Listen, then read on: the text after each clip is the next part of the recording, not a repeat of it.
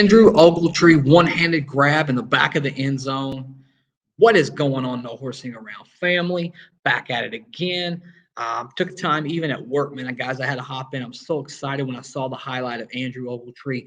And guys, a lot of people, and there was a big debate in the draft. Why would you go out and draft two different tight ends? Well, this is why you throw multiple darts at the board. We all know that Chris Ballard, really values that big body, that athletic receiver, that hybrid type tight end. And so far, talking to George Bremer this morning, Colts beat writer Harold Bolton said he's been by far the second best tight end in camp. And as from an athletic standpoint, from a body type standpoint, he is very close to the modern era tight end that we all love, and a guy who can really be a difference maker.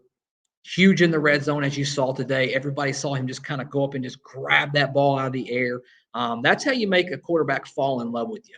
Jelani Woods is also there's a lot to be desired there with Jelani as well. I think the future is very bright at the tight end position in particular. I'm extremely excited. Naeem Hines hit a fade route for 35 yards today. Defense still looked great. DeForest Buckner was just, I think Nate Atkins, summed it up great, was just extremely, extremely dominant today. And that's been the theme so far. The defense has been very, very dominant. They've been very, very good playmaking. And then Michael Pittman Jr., man, I mean, the dog has come alive. I mean, the guy is going out there and he's being physical. He's pushing people around, he's playing bully ball, as well as using, all of those physical tools.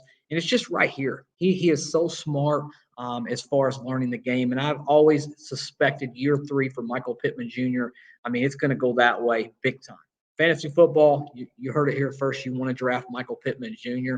Matt Ryan also seems to have the touch, seems to have a grasp on this football team, and there's just so much to be excited about.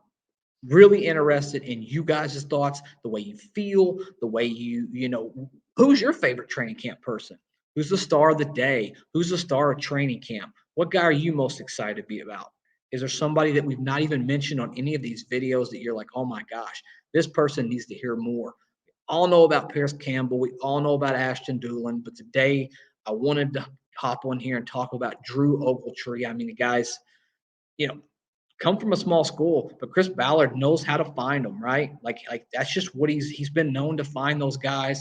And this is what he does, 5th, 6th, and 7th round. He always has a few guys, on that board that he says, okay, if they're here at this spot, we're going to take a chance on them. I don't care if they're small school or not. Everything else is check the box. He just didn't play against the upper echelon competition like some of your other guys, or even Jelani Woods if you want to compare him to someone. But Jelani's been a little bit more behind, although he's gotten better every day.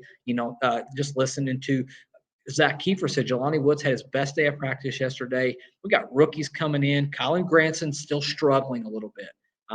Drops have always been an issue even since college, and now we're dealing with a situation where he's in a tight end competition. And I've said it from the very beginning. There's no guarantee Colin Granson gets playing time this year. If he doesn't come out and do what he's supposed to do, show that he can block, show that he can know this offense, and Matt Ryan's going to hold your ass accountable, man. I mean, it's just that simple, that plain.